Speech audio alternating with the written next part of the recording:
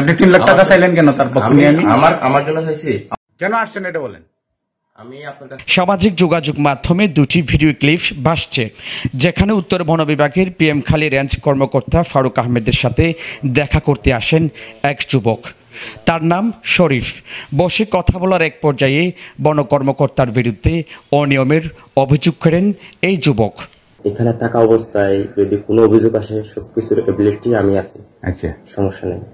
কিছুক্ষণ বাদে শরীফ ইশারা ইঙ্গিতে 3 লাখ টাকা চান বন কর্মকর্তার কাছে, যা ভিডিওতে স্পষ্ট। আমাকে প্রথম বললো যে 3-এর মতো বললো। 3 লাখ। অপর ভিডিওতে বন কর্মকর্তা যুবক শরীফকে চাঁদা চাওয়ায় প্রতিবাদ করেন। কেন আসছেন এটা বলেন। আমি আপনার কাছে ওটা নিয়ে না, আমাকে ফোন দেওয়ার কারণে আমি আসছি।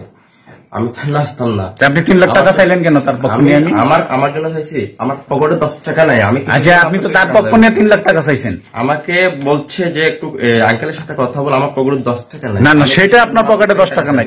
বন কর্মকর্তা ফারুক জানান, সমন্বয়ক মনির খানের নামে শরীফ চাঁদা দাবি করেন।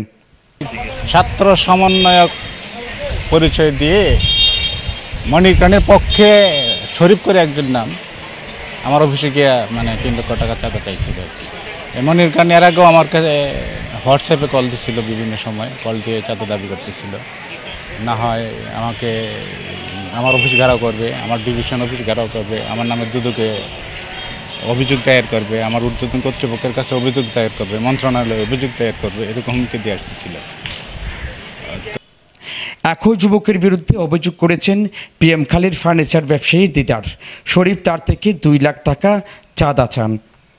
মনির খান আমাদের ফোন দিয়েছিল 1 সপ্তাহ আগে, বলছে যে আপনি ব্যবসা করেন, এই করেন, আপনার সমস্যা আছে, আপনার টাকা কামান, আমি একজন লোক পাঠাবো, আপনার সাথে দেখা করবে।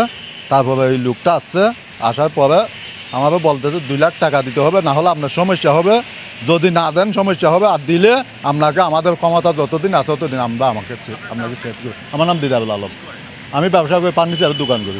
আর এই ভিডিও ও অভিযোগ নজরে আসে কক্সবাজারের সমন্বয়কদের। তবে কারো অপরাধ সব সমন্বয়কদের মূল্যায়ন করা ঠিক হবে না।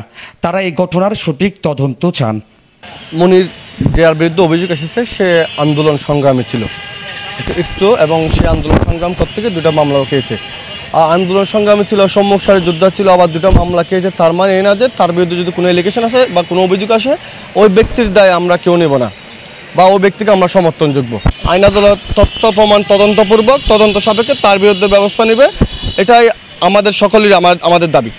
আসলে এমন যে সম্মুখ সারিতে থাকার পরও যদি কেউ যদি দুর্নীতিগ্রস্ত হয়ে থাকে, সেটা হচ্ছে ছাত্র সমাজের যে দ্বিতীয় স্বাধীনতাটি রয়েছে তাকে প্রশ্নবিদ্ধ করার চেষ্টা করছে। জনগণের প্রতি এতটুকু আমাদের জানাতে চাই যে যদি কেউ যদি চাঁদাবাজির সাথে লিপ্ত থাকে এবং আপনারা যদি তাকে দেখেন, তারা স্বনজরে তাকে দিয়ে থানায় হস্তান্তর করুন।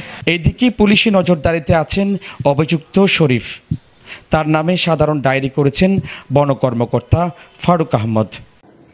ভাইয়া আইন স্যার রাশি জন্যে আঙ্কেল রাশি এটা কল দাও। তারেক হায়দার, প্রবাল নিউজ, কক্সবাজার।